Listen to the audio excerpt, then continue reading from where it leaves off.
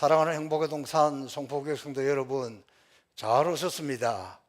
여러분 사랑합니다. 또 이 한 주간도 주께서 우리를 늘 지키시고 돌보시는 복된 한 주간이 되기를 주님의 이름으로 축복합니다. 제가 아프리카 선교를 열심히 해서 그런지 아프리카에 관한 소식이 나오면 너무 막 같은 마음이 느껴져요. 지난 주간에 모로코에서 지진이 일어나가지고 1000명, 2000명이나 되는 수많은 인명 피해를 입고 유물, 도시가 무너졌던 소식을 전했는데, 또 이번 주간에는 또 여전히 그 북아프리카 리비아라는 나라에서 홍수가 났어요. 그냥 보통 홍수가 아니에요. 리비아, 우리나라 사람들이 이름을 많이 알고 있는데 중동인 걸로 생각하더라고요. 중동이 아니라 아프리카 사하라 사막을 끼고 있는 그런 나라인데, 나라의 크기는 우리나라의 17배고 그 나라 백성들의 숫자는 750만 정도입니다. 그런데 그 나라 95%, 96%다 사막이라서 쓸 수 있는 땅은 많지 않는 가난한 나라였습니다. 그런데 그것이 유전이 발견되고 기름이 나옴으로부터 우리나라도 가서 그곳에 가서 공사도 하고 또 수로도 만들고 나라가 잘 살게 되었습니다. 아프리카에서 잘 사는 나라 중에 하나였는데 독재가 오랫동안 진행이 되었고, 가다피 독재 이후에도 계속해서 나라가 분열되는 거예요. 네 편, 내 편 이렇게 싸우느라고 나라를 관리하지 못하고 돌보지 못했어요.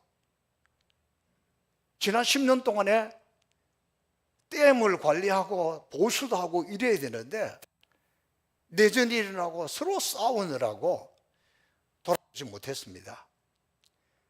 그래서 이번에 공식적으로 10,000명 이상이 죽었고 또 10,000명 이상이 실종이 되어서 실제로는 20,000명이 넘는 인명피해가 났고 또 앞으로도 얼마나 더 불어날지 모릅니다.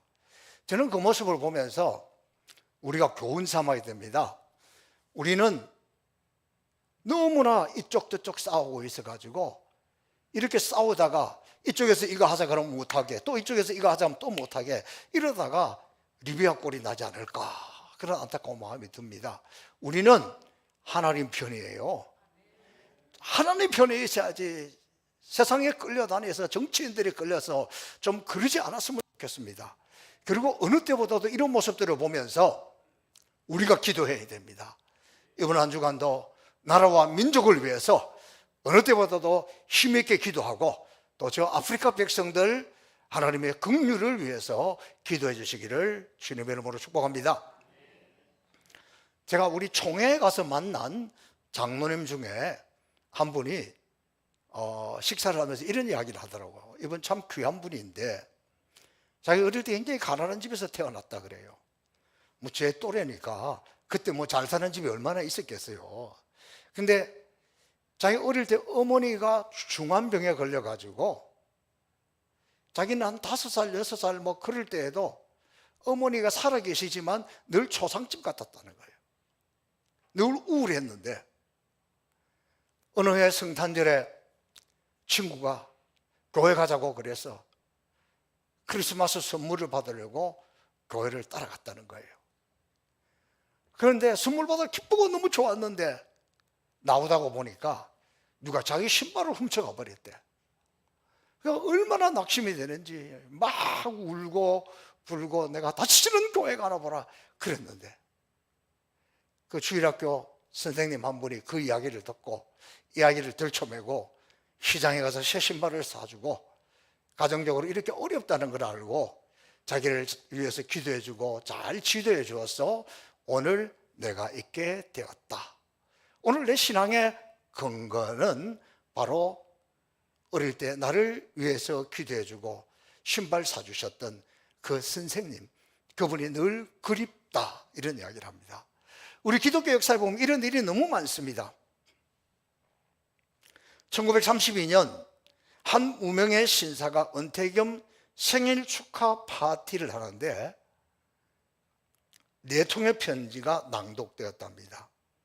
이 네 통의 편지는 이분이 성경을 가르치던 4명의 학생들이 장성해서 보낸 축하 편지인데, 첫 번째 편지는 중국 선교사에게서 왔고, 두 번째 편지는 미국 연방은행 총재에게서, 세 번째 편지는 미국의 후보 대통령에게서, 네 번째 편지는 후보 대통령의 비서실장에게서 온 것인데, 이것이 미국의 오하이주의 작은 농촌 교회에서 일어났다는 이야기입니다.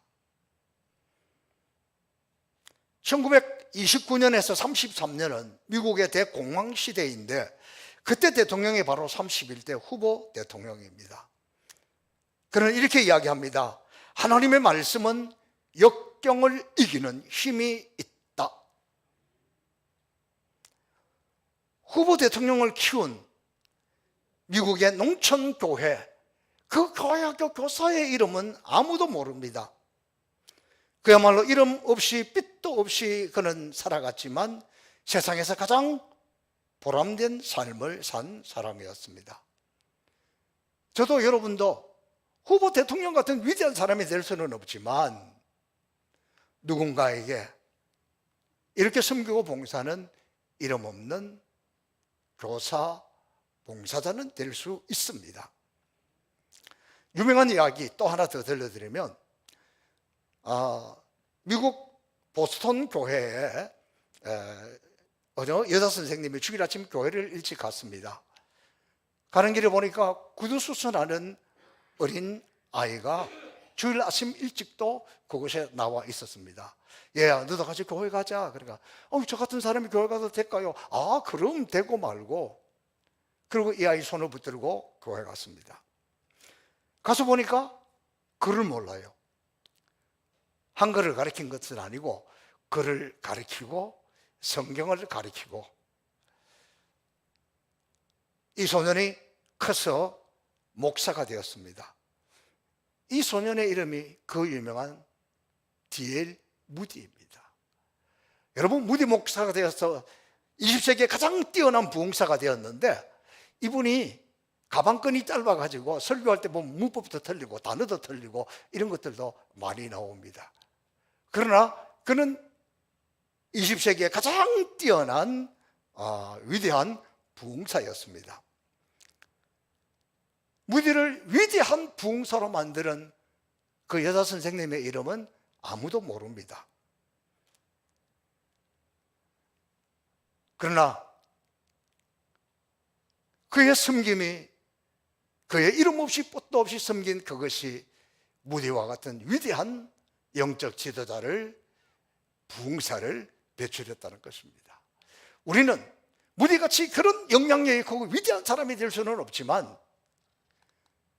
그 선생님 같은 이름 없고 빛도 없지만 그런 사람은 될 수 있습니다. 오늘 본문의 내용이 그런 내용입니다. 오늘 본문의 시작은 여러 날이 지남에 이렇게 시작하고 있습니다. 여러 날이 지났다, 이 단어를 우리는 주목해 봐야 됩니다. 사울이 회개하고 예수님을 영접하는 제시로 예수님을 전하기 시작했습니다.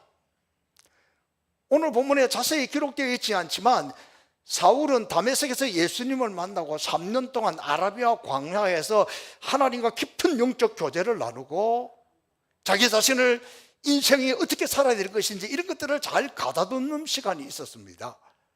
그것이 오늘 본문에는 여러 날이라 그랬지만 이 3년 동안의 그 시간을 가리키고 있는 것입니다.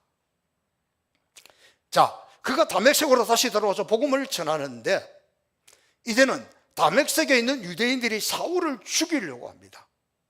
왜요? 다메섹에 있는 유대인들은 얼마나 배신감을 느끼겠습니까?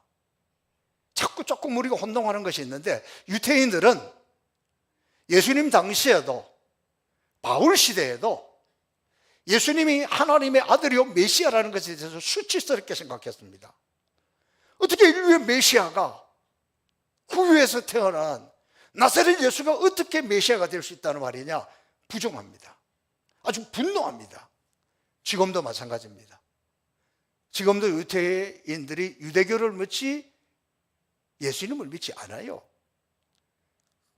그런데 이 사람들이 사울이라는 청년이 학식도 많고 누구도 다 인정할 만한 그런 사람이 뚝 나서서 어디 감히 예수가 메시아고 하나님의 아들이냐, 내가 그 꾼은 두눈 뜨고 못 보겠다 그러면서 나서서 막 잡아들이고 그랬잖아요.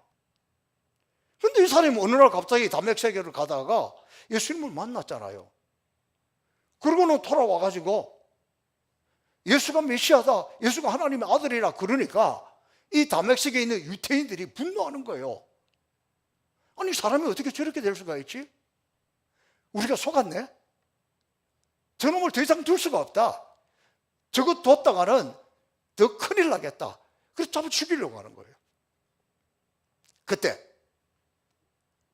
다른 믿는 사람들이 그 사울을 광주리에 담아서 성 밖으로 내려서 피하게 하고 살려주는 이런 장면이 나옵니다. 사울이 이렇게 심한 핍박을 받을 수밖에 없었던 것은 그의 배신 때문이다. 근데 한편 생각해 보면, 여러분 사울 입장에서 한번 생각해 보세요. 얼마나 인생이 억울하겠어요. 그리고 자기가 믿고 있는 진리를 향해서 열심히 하고 자기 모든 것을 다 바쳐서 예수 믿는 사람들 잡으러 죽이러 다니다가 진짜 예수님을 만났잖아요. 진짜 예수님을 만났으니까 어떻게 안 변하겠어요? 변화되었습니다. 변화되었으니까 변화된 삶을 살려고 해요. 요 대목 우리 기억해야 됩니다. 변화된 삶을 살려고 하니까 예전에 있는 세상 친구들, 동료들, 동창들, 가까운 사람들 다 떨어졌어요. 다 멀어졌어요. 다 원수가 되었습니다. 어떤 분은 나는 예수 믿지만 여전히 세상 친구들 의장관리를 잘하고 다 친하고 있고 다 잘하고 있다? 진짜일까? 그런 사람은 좀 돌아볼 필요가 있어요. 내가 예수 믿었으면, 믿음 생활을 하면, 전도하면 세상 친구들이 야, 너 다른 거 다 좋은데 예수 믿어라, 그 소리만 좀 안 하면 좋겠다, 이 정도는 돼야지. 그런데 여전히 교회 나오고 신앙생활하고 예수 믿지만 세상은 세상이요, 교회는 교회요, 이렇게 같이 가고 있다면 어쩌면 그것도 하나님의 은혜예요. 그 사람들 전도하라고. 그러나 제대로 믿고 제대로 예수님의 제자가 되기를 원하면 세상 것들은 좀 떨어지기 쉬워요. 여러분, 세상에 붙어있는 끈들이 떨어질 때 내가 예수를 제대로 믿고 있구나, 그렇게 생각하면 맞을 것 같아요. 근데 여기까지는 좀 이해가 돼요. 문제는 뭐냐 그러면, 세상의 모든 끈들이 다 끊어졌습니다. 세상은 자기를 죽이려고 하고 있어요. 배신감이 치를 들고 있습니다. 근데 교회에 들어왔어요. 교회에 들어왔는데, 그러면은 많은 그때 당시에 그리스도인들이, 제자들이 야, 진짜 하나님 은혜다, 저 사람이 어떻게 변해서 교회 오고 예수 믿었냐, 놀라운 기적이다, 하나님의 능력이다, 여러분은 그랬을 거예요. 그런데 그때는 그러지 않았어요. 요즘처럼 인터넷이 발달한 시대도 아니고, 그거 참 묘하다, 뭐해. 아니, 그 사람이 변했다니? 내 눈으로 지켜보지 않고는 나는 믿을 수가 없다. 밀어냅니다. 거절합니다. 받아들이지를 않아요. 이때 사울의 심정을 한번 생각해 보세요. 나는 모든 것을 다 내려놓았는데, 모든 것을 다 포기하고 예수를 위해서, 주님을 위해서 살기로 결단하고 교회로 돌아왔는데, 교회에서 그의 과거 때문에 못 믿는 거예요. 살살 웃어도 조심스럽게, 악수를 해도 진정성이 없게, 좀 더 지켜보자, 좀 더 지켜보자, 모르겠다, 저것이 속을 모르겠다, 뭐 이러고 있는 이런 분위기예요. 그럴 때에 이 사울의 마음이 얼마나 답답하겠습니까? 그때 손을 내밀고 그때 그를 도와준 사람이 바로 바나바라는 겁니다. 바나바는 그때 당시 초대교회 지도 중에 한 사람입니다만은 그렇게 유명하지는 않았습니다. 오늘 27절에 보니까 바나바가 제자들에게 이렇게 소개를 합니다. 이 사울 다메섹에서 예수님 만난 것 확실하다, 분명하다. 내가 이 사람을 지켜봤는데 이거 진짜다. 주님께서 바울에게 주신 말씀도 이야기하고, 바울이 다메섹에 들어가 담대히 예수의 이름으로 전도한 것도 그대로 사도들에게 전합니다. 근데 사실 말은 누가 하느냐에 따라서 달라요. 이 바나바라는 사람은 얼마나 신뢰가 있고 얼마나 존경을 받는지, 글쎄 다른 사람이 말이라면 모르겠는데 이 바나바가 너무나 진지하고 너무나 꾸밈없이 이야기하는 것을 듣고 사도들이 마음을 열고 이 사울을 받아들입니다. 바나바가 없었다면, 바나바의 헌신적인 중재가 없었다면 바울이 있겠습니까? 우리는 바울을 잘 알고 있지만 바나바는 모릅니다. 알아주는 사람이 없어도 하나님 앞에서 바나바의 공로는 결코 적지 않을 것입니다. 우리 모두가 바울이 될 수는 없어도 바울을 인도했던 바나바는 될 수 있지 않겠습니까? 사울에게 바나바가 얼마나 고마운 사람이겠습니까? 모든 사람들이 의심을 합니다. 뭔가 있을 수도 있으니까 좀 더 시켜보자. 모두가 적당히 거리를 두고 모두가 관망하고 있을 때 사울을 변호했습니다. 사울을 보호했습니다. 사울을 잘 돌봤습니다. 바나바는 마음이 따뜻한 사람이었습니다. 이 바나바에 이렇게 될 수 있던 두 가지 특징이 있어요. 첫 번째가 뭐냐 그러면 바나바에게는 영적인 통찰력이 있었습니다. 다른 사람들은 못 보는 것을 그는 보았습니다. 다른 사람들이 겉모습만 볼 때 그는 속모습을 보는 영적인 통찰력이 있었습니다. 다른 사람들이 믿어주지 않을 때 그는 사울을 영적으로 신뢰했습니다. 영적인 통찰력이 없으면 자꾸 인간적인 생각을 하고 인간적인 판단을 하다 보면 엉뚱한 오해가 생기고, 오해는 오해를 낳고 부풀러지고 더 부풀러지는 게 우리들의 일상입니다. 얼마 전에 필리핀에 있는 어느 후배 목사님이 너무너무 힘들어서 한국으로 들어와서 제가 만났는데 그분의 이야기를 들으면서 참 안타까웠습니다. 필리핀 동남아에 있는 현지인들을 선교하는 선교사님들은 또 그런 데를 선교를 하고 있는데 한국 사람들이 많잖아요. 한인교회가 되어 있잖아요. 근데 이 동남아에 와 있는 한인들이 대부분의 경우가 다는 아니겠죠. 한국에서 피해서 간 사람, 또 망해서 간 사람, 어려워서 간 사람, 이런 분들이 많대요. 그러니까 교인들 자체가 상처가 많은 거예요. 그래서 밤낮 싸우고 교회가 좀 부흥을 하면 나누어지고 쪼개지고 그런 일이 많답니다. 그런데 이분도 그가 그곳에 갔을 때 그 교회가 그런 분열의 상처를 안고 있는데 정말 열심히 목회했다는 거예요. 정말 열심히 기도하고 목회해서 교회가 어느 정도 조금 부흥을 했습니다. 그래서 교회 일꾼들도 세웠습니다. 장로님도 세우고 권사님도 세우고 그렇게 해서 열심히 목회를 하고 있었는데 어느 날 이 어느 권사님의 남편이 돌아가셨는데 그곳에서 장례식을 하게 됐다는 거예요. 이 장례식을 할 때에 한국에서 손님들이 들어왔습니다. 장례식이 다 끝났습니다. 그런데 한국에서 집안에 어느 목사님이 와서 이렇게 이야기를 했다는 거예요. 좀 장례를 집례하는 목사님이 성의가 좀 부족한 것 같다. 더 놀라서 쳐다봅니다. 그때 하는 이야기가 내가 집안이고 내가 목사인데 한국에서 왔으면 장례식을 한 번쯤 집례하게 해줘야 되지 않겠냐. 그런데 하지 않고 자기가 다 한 걸 보면 이 사람 좀 문제가 있다. 배려하지 않는다. 또 그렇게 이야기하니까 또 그 말이 그럴듯해. 그러니까 그 집안 식구들이 장례식 끝나고 감사해야 되는데 냉랭해졌고 그것을 바라보고 있는 다른 사람들도 듣고 보니까 그 말이 맞네.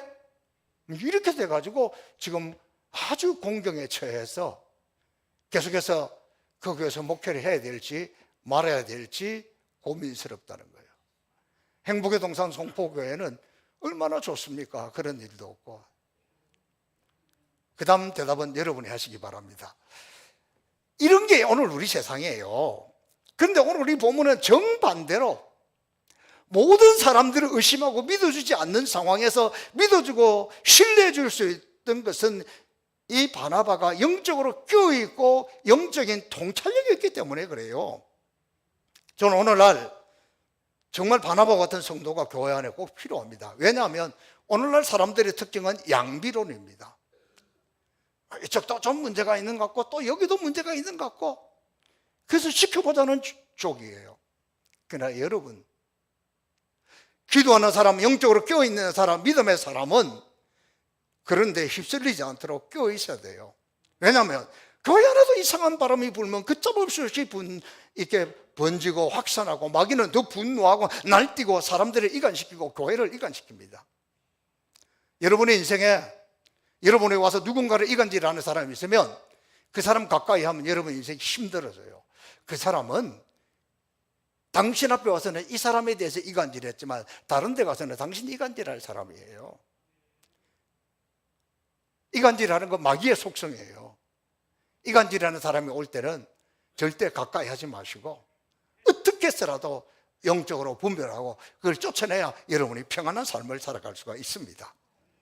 중요한 것은 바나바가 영적 통찰력이 있었기 때문에 아무도 보지 못하고 아무도 믿어주지 못한 그 상황에서 그는 사울을 믿어주고 인정해 주어서 오늘날 신약 성경의 절반을 기록하고 최고의 전도자가 되었던 바울을 만들 수 있었습니다. 오늘 저와 여러분 가운데 이런 영적인 통찰력이 생길 수 있기를 주님의 이름으로 축복합니다. 바나바의 두 번째 특징은 화해자요 위로의 아들입니다. 대부분의 사람들은 옳은 줄 알면서도 내가 조금 피해를 볼까봐 손해볼까봐 그럴 경우에 행동하지 못합니다. 괜히 내가 나서가지고 또 저 사람하고 원수될 필요가 없지? 이렇게 되는 거예요. 그러나 바나바는 오해받을 수 있음에도 불구하고 뛰어들어서 사울을 변호해 주었습니다. 어쩌면 바나바 자신은 사울과 같은 큰 인물이 못되고 큰 업적을 남기지는 못했습니다. 그러나 그는 화해자였고 바나바 그 이름 자체가 위로의 아들입니다. 그는 다른 사람이 큰 일을 할 수 있도록 곁에서 힘을 주고 도와주었던 사람입니다. 지금 마찬가지입니다. 누군가를 따뜻하게 격려해주고 인정해주고 믿어주고 겸손하게 섬기는 것 어려운 시대입니다. 바나바가 그걸 잘했습니다. 오늘 우리는 바나바의 이런 격려, 위로, 도움 덕분에 복음이 힘있게 전파되는 것을 볼 수 있습니다. 예수님은 그 사람의 열매를 보고 판단하라 그랬습니다. 우리는 다시 한번 내 판단의 결과가, 내 행동의 결과가, 내 생각의 결과가 어떤 열매를 맺었는지 살펴볼 수 있기를 바랍니다. 어쩌면 사울처럼 막 열심히 하기는 했는데 오히려 잘못된 길로 가고 있는지도 모르잖아요. 자, 이런 바나바 하루아침에 된 것 같지는 않아요. 바나바가 처음 등장한 것은 사도행전 4장 34절에 보니까 초대교회가 처음 세워질 때 그에게 밭이 하나 있었는데 이 밭을 사도들에게 제일 먼저 갖다 바쳤던 사람이 바로 바나바입니다. 이것이 초대교회에 얼마나 중요한 기회가 되었는지 모릅니다. 초대교회에서 그는 자기 밭을 팔아서 사람들을 먹였습니다. 거두었습니다. 위로하였습니다.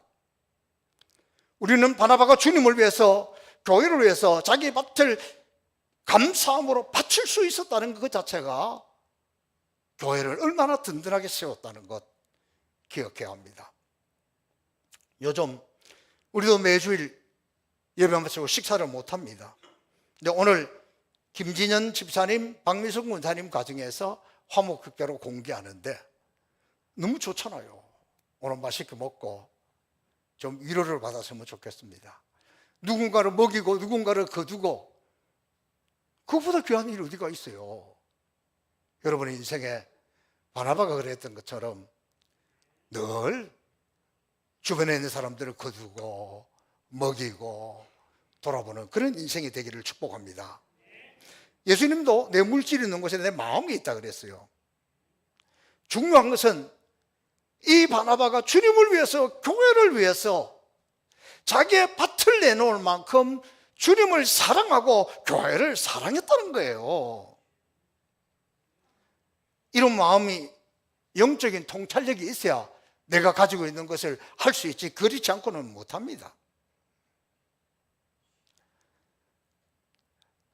바나바는 또 다른 위대한 것을 우리에게 보여주고 있는데, 사울이야말로, 사울이 복음을 전하는 것을 보니까, 사울이 사역하는 것을 보니까 이 사람이야말로 하나님이 진짜 준비해 놓은 사람이고 하나님이 쓰시는 사람이구나, 그걸 본 거예요. 남들은 의심할 때. 바나바의 가장 멋진 모습이 언제이냐 그러면, 바나바는 초대교회 사람들을 거두어서 먹이고 위로하고 격려하고 그 이름이 바나바가 되었듯이 얼마나 많은 사람들에게 존경을 받고 있는 위치에 있고, 사울은 예수를 핍박받은 사람에서 예수 만나가지고 이제 교회 일을 하기 시작했잖아요. 바나바는 먼저 된 사람이요, 사울은 나중 된 사람입니다. 그런데 이 바나바가 얼마나 위대하냐 그러면, 사울이 점점점 능력을 나타내고 복음 전도자로 나서게 되었을 때, 앞서가기 시작할 때 그는 슬그머니 뒤를 빠집니다. 저희 모습을 보면서 이 사람이야말로, 이것이야말로 아버지의 마음이고 주님의 마음이지 않을까. 바나바가 사울이 하나님의 일꾼으로 점점점 위대하게 되어가는 것을 보면서 얼마나 자랑스러웠겠어요. 마음이 얼마나 뿌듯했겠습니까? 은근히 좀 이루고 싶지 않았겠어요? 야, 참 감사하지. 내가 저 바나바 내가 다 키웠잖아. 내가 다 밀어줬잖아. 내가 다 기초를 쌓아줬잖아. 내 덕에 살아왔잖아. 또 내가 일할 수 있도록 열심히 도와주고 했더니 나보다 앞서다니 좀 너무한 거 아닌가? 그런 이야기 안 합니다. 나중된 자가 먼저 되는 것을 기뻐하고 지켜보면서 위로하고 격려하는 사람, 멋지잖아요. 하나님이 저 사람을 쓰시구나 라는 영적인 통찰력이 있기 때문에 나중된 자가 먼저 되는 것을 보면서 오히려 기뻐하고 격려하고 도와줍니다. 여러분, 오늘 이 시대 너무너무 멋지지 않습니까? 너무너무 우리가 잘 몰랐지만 오늘 이 말씀을 통해서 진짜 바나바 너무 참 대단하지 않습니까? 오늘 시대에 정말 바나바 같은 사람이 필요합니다. 주님 앞에 헌신할 줄 알고 다른 사람을 세워줄 줄 알고 불이익을 당할지 모르는 가운데서도 믿어주는 영적 통찰력을 가졌고 결정적인 순간에 뒤로 물러서서 나중된 자가 지도자가 되고 귀한 일꾼이 되는 것을 배합하는 것이 아니라 기뻐하고 도와주는 멋진 하나님의 사람입니다. 오늘 기독교 역사를 보면, 교회 역사를 보면 바나바 같은 이런 사람들이 교회를 이끌어왔고 여기까지 왔습니다. 자기 판단만 옳고 자기 생각만 맞고 자기 고집으로 하려는 사람, 그런 사람이 하나님 나라에 크게 이바지했다는 기록은 찾아보기 어렵습니다. 왜냐하면 하나님의 어리석음이 사람보다 지혜롭고 하나님의 약함이 사람보다 강하기 때문입니다. 오늘 31절 결론의 말씀을 보면 결국 바나바 같은 사람을 통해서 교회가 평안하고 교회가 든든히 서가고 주를 경외함과 성령의 위로로 수가 더 많아졌더라. 오늘 저 때문에, 여러분 때문에 우리 교회가 평안하기를 바랍니다. 오늘 저 때문에, 여러분 때문에 우리 교회가 든든히 서가기를 바랍니다. 오늘 저하고 여러분이 잘 믿는 것을 통해서 교인이 더 많아지는 역사가 나타나기를 바랍니다. 지난주에 한국교회 목회 데이터 연구소에서 발표한 내용 중에 이런 내용이 있더라고요. 첫 번째, 교인들의 전도 내용이 예수 믿으세요, 하나님 만나야 됩니다, 이렇게 직접적으로 전한 것에서 지금은 이렇게 바뀌었다는 거예요. 우리 교회, 우리 예배, 우리 목사님 이렇게 안내하는 것으로 바뀌었다는 거예요. 그만큼 직접적으로 복음을 전한다는 것이 어려운 시대라는 거죠. 두 번째, 기독교 교회 이미지 형성에 가장 영향을 끼치는 것, 여러분 무엇이 생각합니까? 이 데이터 연구소에서 나온 걸 보니까 첫 번째가 내 주변에 있는, 내 가까이에 있는 믿는 사람의 은행이라는 거예요. 이게 지금 한국교회 이 데이터 연구소에서 발표한 거예요. 교회 기독교 이미지 가장 큰 영향을 끼치는 거는 뭐 멀리 아니에요. 내 주변에 있는, 내 가까이에 있는 믿는 사람의 은행. 두 번째, 목회자와 교회 지도자들의 은행. 세 번째, 매스컴 영향이 크다, 이렇게 이야기하고 있습니다. 그렇다면 오늘 이 말씀을 가까이 하고 이 말씀을 보고 있는 저와 여러분의 자세가 얼마나 중요합니까? 내가 바나바처럼, 내가 바나바가 되어서 섬기면 교회가 평안하고 교회가 든든히 서가고 예수 믿는 사람의 숫자가 많아지게 된다. 이게 결론이에요. 사랑하는 성도 여러분, 오늘 이 시대에 우리 모두가 좀 주저주저하고 좀 머뭇머뭇하는 그런 시대입니다. 그럼에도 불구하고 제가, 여러분이 바나바가 되어서 바나바 같은 삶을 살아서 교회가 평안하고 든든히 서가고 많은 사람들이 여러분을 보고 여러분의 말을 듣고 여러분의 행동을 보면서 교회가 부흥하는 이 아름다운 역사가 나타나기를 주님의 이름으로 축복합니다. 살아계신 아버지 하나님, 감사합니다. 오늘 같은 시대에 초대교회 바나바의 모습을 다시 살펴보게 하시니 감사합니다. 이제는 우리 교회는 내가 바나바가 되기를 원합니다. 우리의 마음을 겸손히 내려놓고 바나바처럼 하나님 앞에 헌신하고 충성하고 섬기는 종들 되게 하여 주옵소서. 감사하며 예수님 이름으로 축복하며 기도하옵나이다. 아멘. 우리 다 함께